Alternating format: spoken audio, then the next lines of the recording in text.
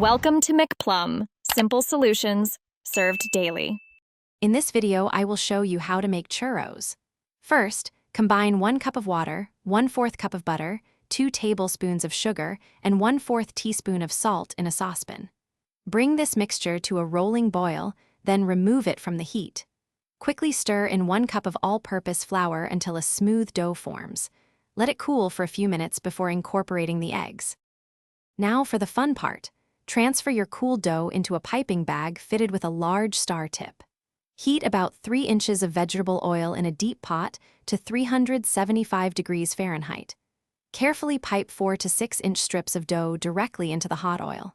Fry them for about 2 to 3 minutes per side, or until they are beautifully golden brown and crispy. Once your churros are perfectly fried, carefully remove them from the oil and place them on a plate lined with paper towels to drain any excess oil. While they are still warm, roll them generously in a mixture of 1/2 cup of granulated sugar and 1 teaspoon of ground cinnamon. This sweet coating is essential for that classic churro flavor. To complete your churro experience, consider a delicious dipping sauce. A classic choice is a rich chocolate sauce or perhaps a creamy caramel. Serve your churros warm, fresh from the sugar-cinnamon coating, alongside your chosen dip. They are truly best enjoyed immediately. Get ready to savor every crispy, sweet bite of your homemade treat. Thanks for watching. Stay juicy and subscribe.